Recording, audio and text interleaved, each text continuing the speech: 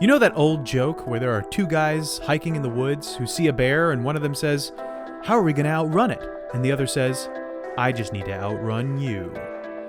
Well, the adorable and permanently joyful Australian marsupial known as the Quokka has taken that age-old adage to heart. It just goes to show that, like clowns, perpetually smiling doesn't mean there isn't a psychopath lurking just underneath. But that's just how the Quokka survives here in life, death, and taxonomy.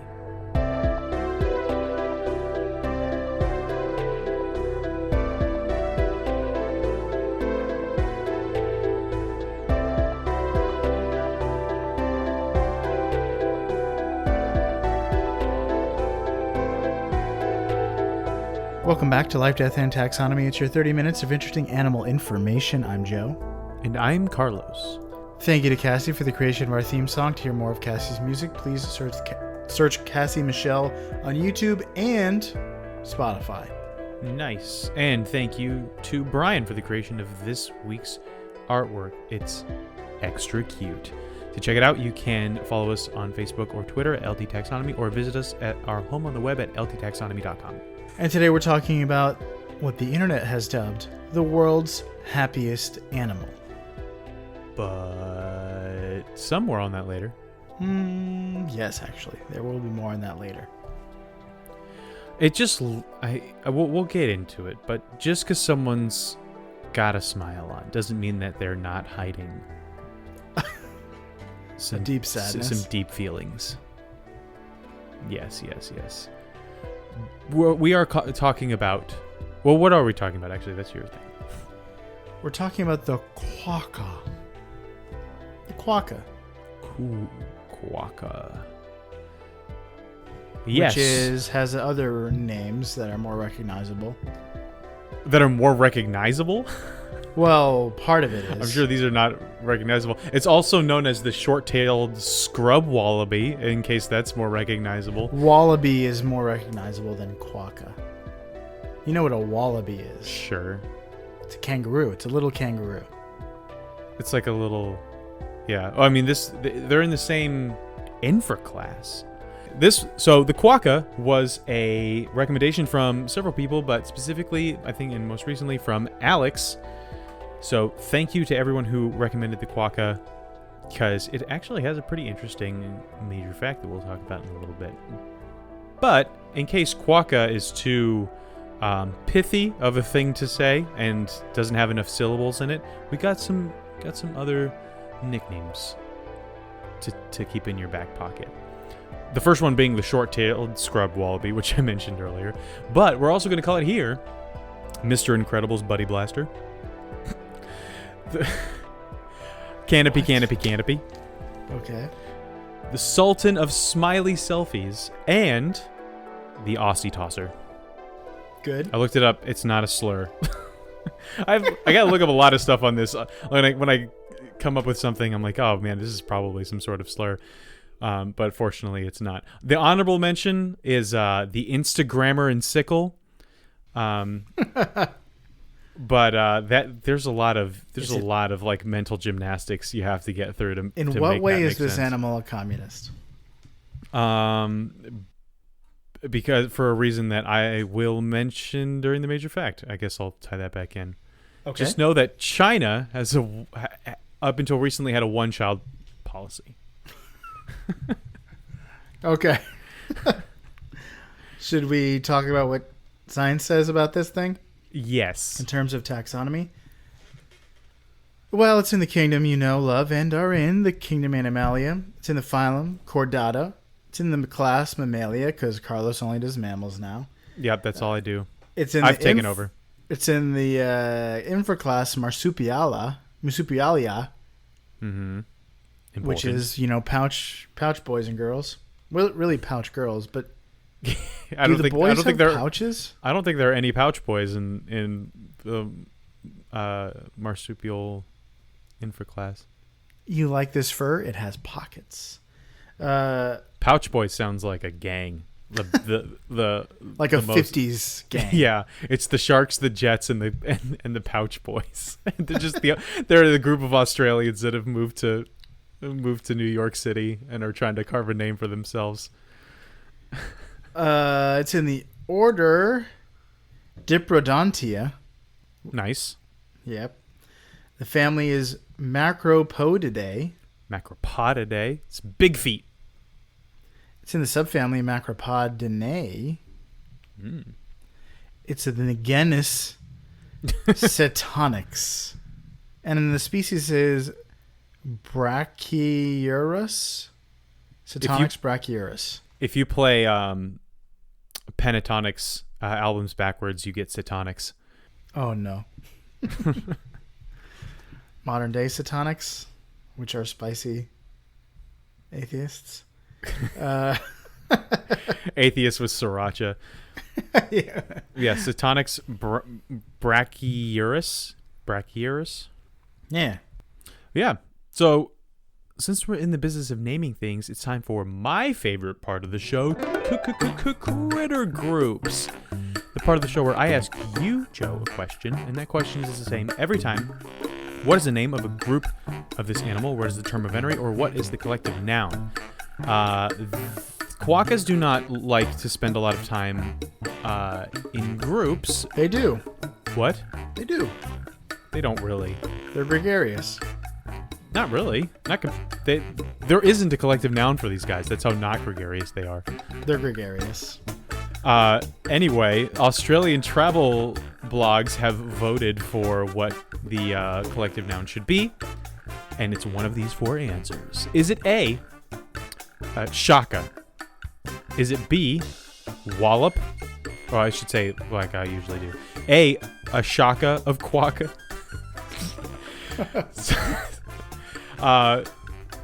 Is A shaka of quokkas? Is it B, a wallop of quokkas? Is it C, a heap of quokkas? Or is it D, a lemmy of quokkas? I love this. I'm going to go with shaka. S-H-A-K-C-K-A? No, S-H-A-K-A. Okay, I'm still going with shaka. And that's my final answer. Ding, ding, ding, you're correct. I was caught off guard with how funny that was sounded. Because Shaka Rock is the third studio album by Australian rock band Jet. Why do you know that? Because I know Jet. I know Jet music. Wait, Jet, they do the Are You Gonna Be My Girl? Yeah, That's yeah, the that famous one. Yeah. Yep, a shaka of quokkas. So I think Shaka is probably an Australian thing. Yeah, that's it sounded Australian to me, so that's why I put he in was like a I Zulu put in chief. Nope, that's Southern Africa. Yeah, Zulu is not Australia. Oh, the hang loose surfing sign. Is shaka? Shaka. Yeah. Huh. Yeah, well anyway, I put wallop and heap in there because it sounded very Australian. And I just made the word lemmy up. And when you said Shaka and I thought of the Jet album, I immediately did not listen to anything else. Oh. Great. I gotta put the answer's always gonna be D from now on. There's no so you can hear my carefully for correct me knowing an album and making an arbitrary connection between things. We've been friends for a long time. I should have known how much of a massive Jet fan you are. Did not realize that. I didn't even know they were Australian. Anyway, I'm done. Let's talk about the description. What does it look like? Quokkas are adorable, fuzzy brown marsupials. I think you can picture that, but if you can't picture a rabbit, give it a mousy face and mousy ears. Throw on a fat caboose and a short rat tail. And there you have it. That's a quokka. They're wallabies, so they look kind of like a tiny, chunky kangaroo, but a little rounder and cuter than a wallaby. Like if a wallaby was transforming into a chipmunk and it was at like 20%. You know what it is? I have it. This is the description. If a kangaroo is Charizard and a wallaby is Charmeleon, the quokka is Charmander. It's the first evolution of what eventually becomes a kangaroo. Yes. There you go. I mean, these guys are pretty cute. I don't want to yoke anyone's yak, but they're like a 7, I'd say, on the cute scale. I mean, if you have like the stoat at a 10, and then like The collared pika at a 9. black anglers at a 1, then these guys are like a 7, maybe 7.5. So But they're just big. They're big. Yeah, they are kind of. They're Like cat-sized. They're oddly proportioned. Like everything about a stoat is cute, except for when it's covered in the blood of Alaskan another pika. cute animal. Yeah. I forgot to mention they have small mouths that are curled into a permanent smile. So they always have like this big, doofy, toothy grin. Yep. Buck tooth, like, yuck kind of grin. It's very Disney-esque. And it's adorable. But that brings us to, we talked about its size already, but let's get deep into it. Welcome to the Beloved Measure Up segment, the official listener's favorite part of the show, the part of the show that when we present the animal size and dimensions in relatable terms through a quiz that's fun for the entire family. Even the dog. It's also part of the show that's introduced by you when you send in an audio of yourself saying, singing, or chittering. The words measure up into ldtaxonomy@gmail.com. We don't have a new measure up intro this week. No. So that means we get to hear from an indifferent animal. An indifferent animal. We're going to hear from an aloof animal that could not care less about being on our show. And Carlos has to guess what it is. All right. So, without further ado, the listener's favorite part of the show.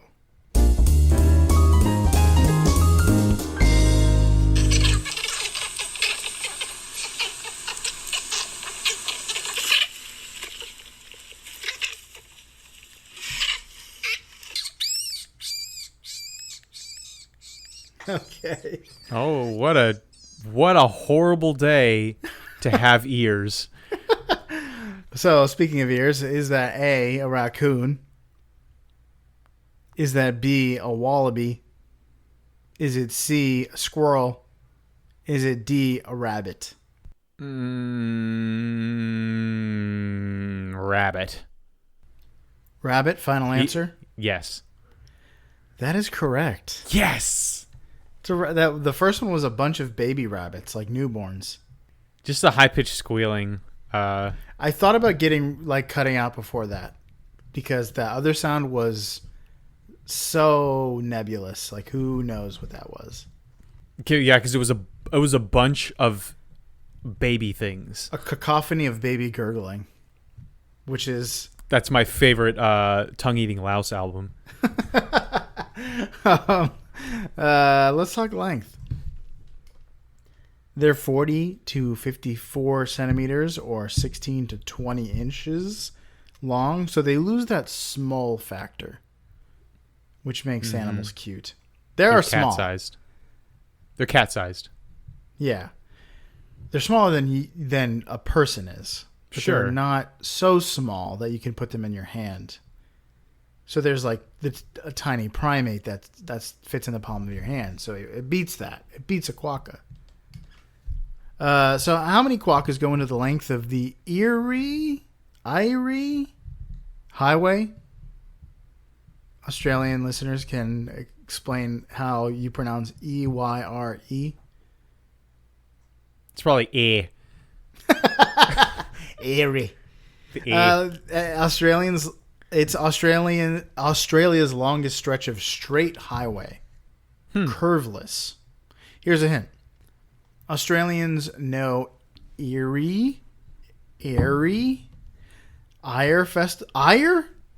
A.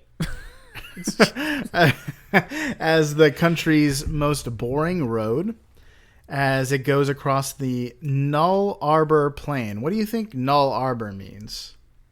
No trees. Yeah, that's what it exactly means. It's just a flat, semi-arid desert with no trees. But that's like what? Motorcycle. I guess motorcyclists like curves, but like whenever you watch Drag movies racers. and there are the roads that like lead to and from Las Vegas. It's always just this like straight road in the middle of the desert. Yeah, I when we were in Wisconsin, we were watching Outback Truckers, which was a show about trucking in the Outback. Makes sense to me. And there's really, really remote parts of Australia that like you don't want to get caught in a ditch in. So it's only a part of the national highway of Australia's National Highway 1, which goes all the way around the coast of Australia for 14,500 kilometers or 9,000 miles. It is the longest stretch of that is the longest national highway in the world, I think, as far as I know. Beating out the Trans-Siberian Highway. But it's not the longest stretch of continuous road in the world. That is the Pan American Highway. I-95? No, feels like it. The Pan American Highway that goes from Australia to Mexico. Australia Yeah. to Mexico. I meant Alaska. That would be the longest road ever. Longest bridge. Yeah. Interesting. All right. So, but we're not talking about any of those. We're talking about this highway. I'm gonna say I don't know. I'm just picturing the Autobahn. Did you get some IPA for that? From what? The International Phonetic Alphabet pronunciation for that. No, I did not. Did you get some India Pale Ale? Did you Yeah, I was nice thinking. IPA? That's what I was thinking about. I'm like, what? Air. That's how to pronounce it? Yeah. Okay. A circuit court held in medieval England by a judge. All right. For the sake of simplicity, I'm going to say 500 miles. You know, do you think this is what the that one band was considering? What are they called? The Proclaimers? Yeah. Is that what the little highway they were going to walk? Yeah, just well, no, because no. Because the whatever road they have to walk is 1,000 miles away. If this is 500 miles and I'm right, then in order to fall down at this person's door, they just have to. It's right there. They'd have to go down 500 miles and then 500 miles back. Are they Australian, or are they from the UK? I don't know. You clearly know the nationality of bands better than I do. They're from Scotland. So UK, you're right. All right. So 500 miles is 26 million. Sorry, no, 2.6 million feet, 31 million inches. How many inches did you say this was? This Quokka? 21. All right, the answer is 1.5 million. 1.5 million Quokka's final answer. Yes. Correct answer is 3.1. Well, yeah, 3.1 million. 3,107,657 Quokkas. That's right. We're talking about 1,030 miles or 1,600 kilometers. So it was what the Proclaimers were walking. Yeah, that must have been what plus the 30 Proclaimers miles. were talking about. Well, this person's house is just 30 miles shy of the end of the highway. Yeah. Here's the weight. They're 2.5 to 5.0 kilograms or 5.5 to 11 pounds. How many Quokkas go into the heaviest legal road train in Australia? Do you know what a road train is? No, I don't. A road train, here's your hint, in Australia and around the world is a truck that hauls 2 or more trailers. Oh, well, I've seen these a lot, then. In the history of road trains, the vast majority of record breakers were in Australia. In 2006, an Australian Mack truck hauled 113 trailers, 100 yards. And let me tell you, it didn't go farther than its own length. Okay. So this is the weight of that one? No. The weight of the heaviest legal. Oh, road train. legal. Okay. That To was like drive on real roads. This probably not legal. 100 yards in some remote area. The answer is probably 4, I'm imagining. 4 trailers. Because that's I can't imagine it looks tough enough to turn with 2. In America, the limit in most places is 2 trailers, and 3 trailers are allowed in some remote stretches of highway in like the Ohio interstate in the Midwest and so northern. taking the international danger principle and attaching that to Australia's danger levels, we'll say that 4 is the legal limit, and I have no idea how much those Way. weigh. Let's say they're full of Quokkas. Twinkies. So I don't know. You're trying to find out how many quokkas are legal for a road train to transport in Australia. No, because also you have to count for the weight of the truck itself, True. which is a lot. If the truck was weightless. I'm gonna abandon this futile effort to try to do several in the dark estimations and then do math with that, and instead say I'm gonna say 1.5 million, the same answer I gave for the previous one. 1.5 million quokkas. No, that's dumb.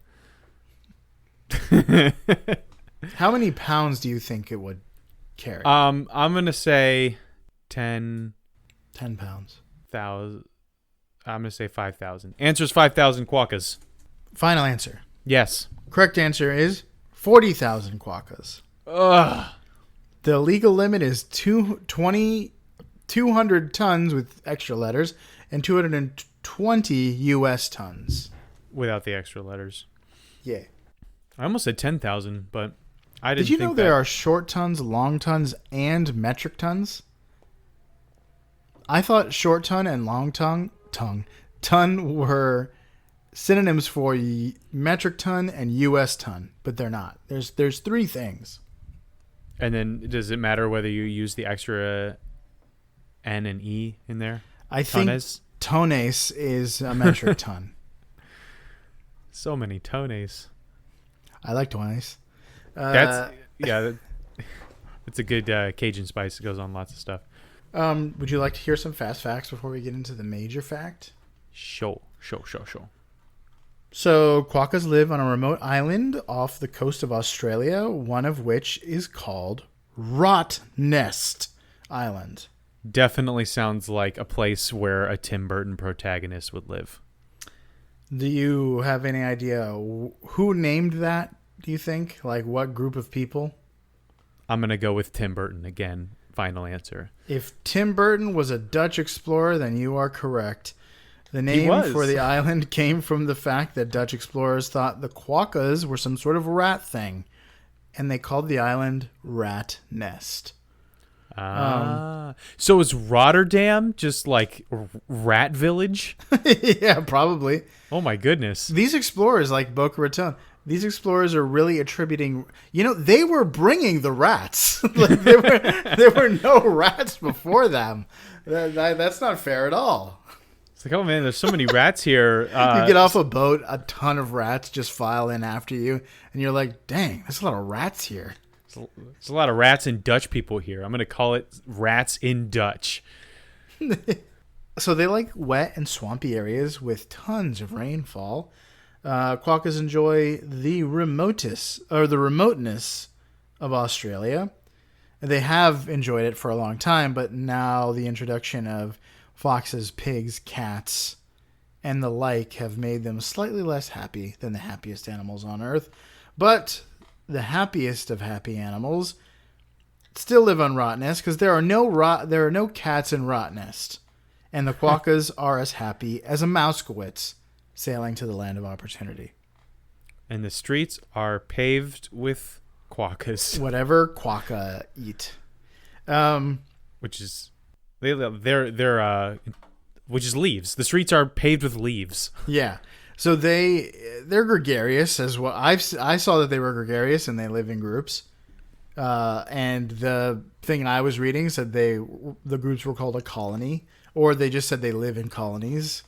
But I guess that's unofficial. But that friendliness also extends to their two-legged friends. Quokkas have very little fear of people, and they will regularly come up close and interact with people. This may be because of how little exposure island quokkas had with people or any large predators historically. So quokka selfies became popular in 2010 or in the 2010s because of their gregariousness with people and the fact that they naturally look like they're smiling. Perfect. But here's a word of warning. If you visit Rottnest, it's important to know that it's illegal to feed them, especially if you feed them people food. You can get a $300 fine if you do that. And it's also illegal to handle them.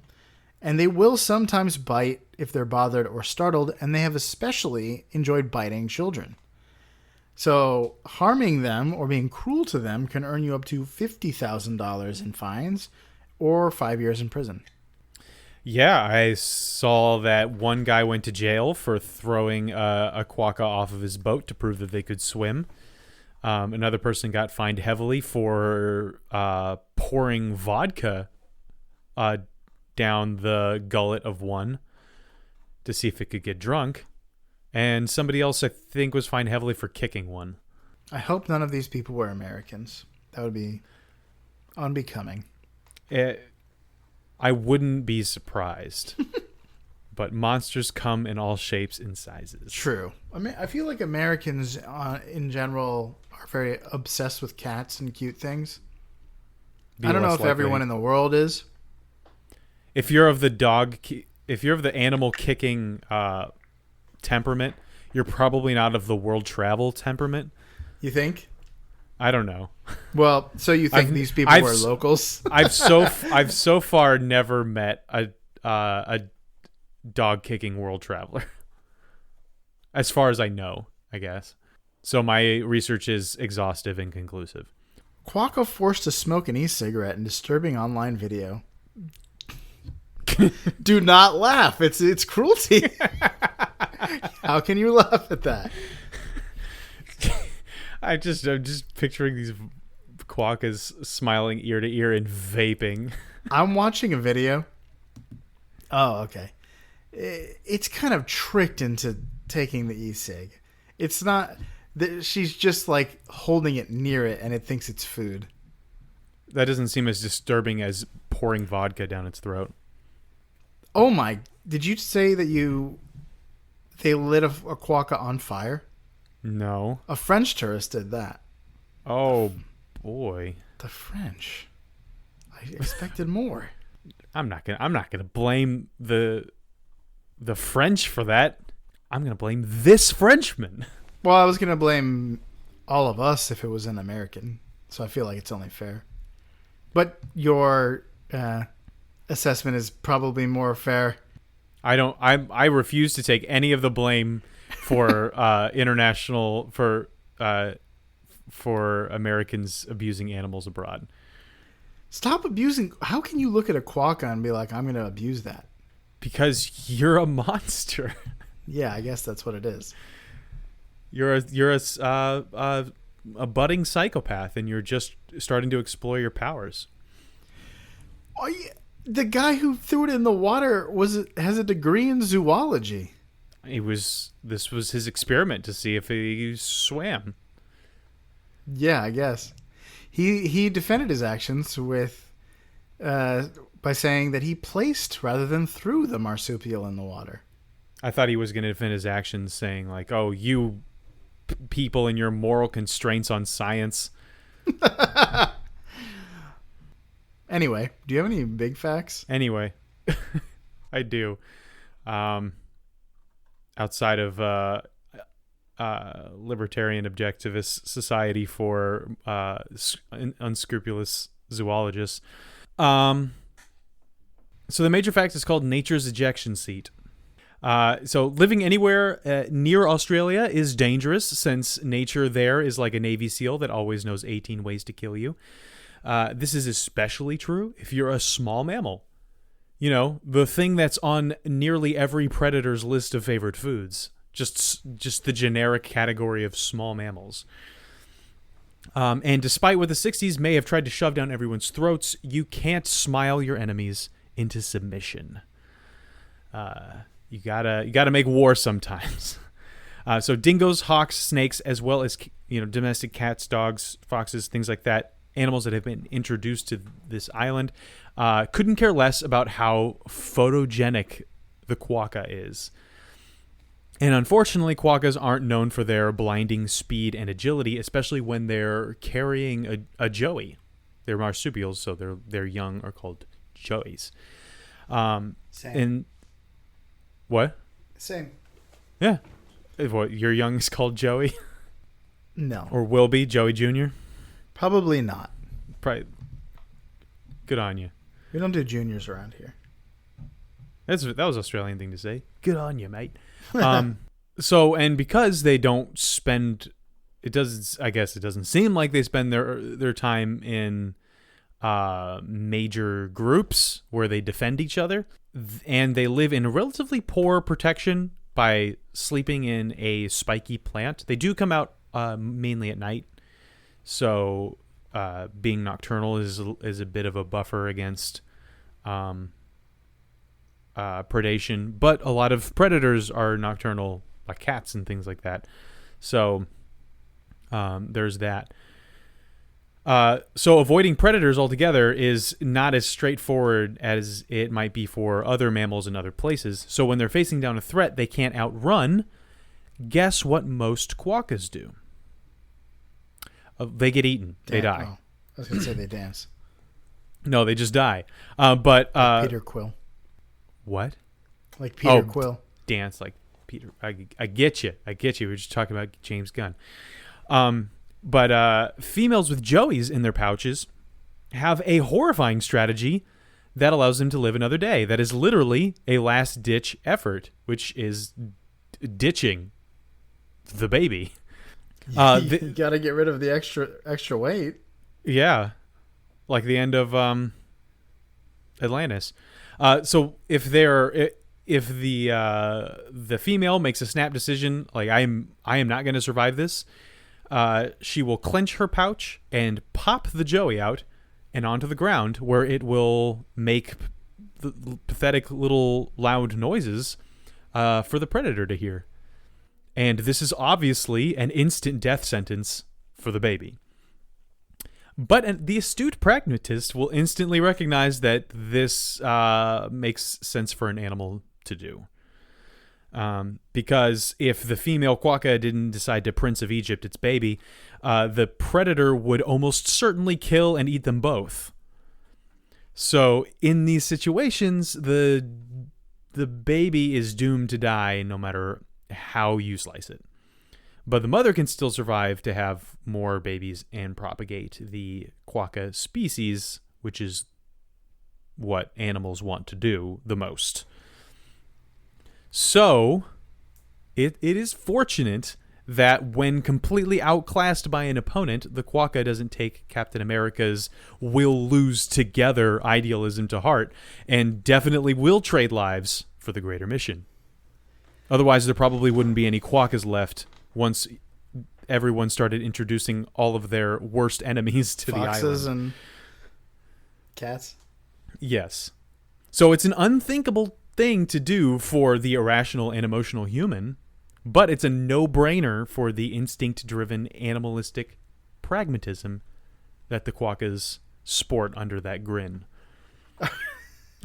Or were you like low-key arguing for dumping babies out of a pouch, out of our little baby Bjorns, and running away from predators? Nope, I'm just saying that Captain America was wrong in Infinity War. It worked out, didn't it? Eventually. That was because a rat let Ant-Man out of the quantum realm. Lucky for them. But it's good. It's cool. That's what was meant to happen on the sacred timeline. We all know the rat was Loki. Yes, it was just a Loki. Wow. It's funny because in for our evening service at church, we're going through 2 Kings, and we're just getting to the part where there was that famine in Samaria, and the 2 women decided to eat their kids during that famine. Like one of the most horrific stories. That was definitely not in my illustrated Bible for kids. Did they skip that part? They omitted part of the Bible. They can't do that. That's awful. That and Gibeah's crime in Judges just somehow didn't make it to the Children's Illustrated Bible. But like, yeah, just there's the practical sense of like, okay, all of the kids are going to die this slow, painful death of starvation here, unless we do this unthinkable thing. But the whole thing just makes me want to tear my clothes and ask for Elisha's head on a spike. May God do more to me also if he is not dead by the morning, or whatever the king of Israel says at that point. But yeah, you thought I was gonna have a cute major fact, but you were wrong. It's an uncute major fact. It's very, very uncute. Pretty common though. I've seen videos of like a mother giraffe just abandoning their newborn. It's one thing to abandon, but like the quokka specifically like ejects the joey, which is what I want to do whenever we do measure up. Well, I mean, they are in a unique position where they have a thing from which to eject their young. So if a giraffe had a pouch, it might do the same thing. Although it doesn't probably have the best dexterity. Probably not. But yeah, that was fun. It's a fun thing to think about. The happiest animal on earth. So, don't worry for you out there in Podcastia. Be happy. Don't drink vodka from random strangers. And remember that you'll never be fully dressed without a smile. Like the quokka here in Life, Death, and Taxonomy.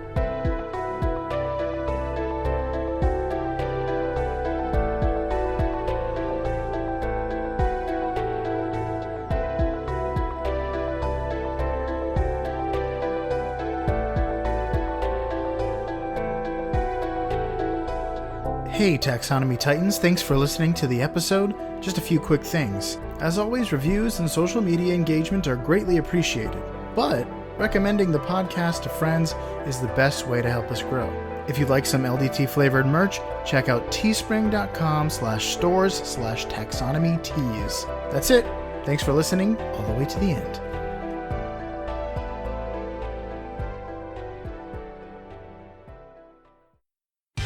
Life, Death, and Taxonomy is my favorite in the world podcast.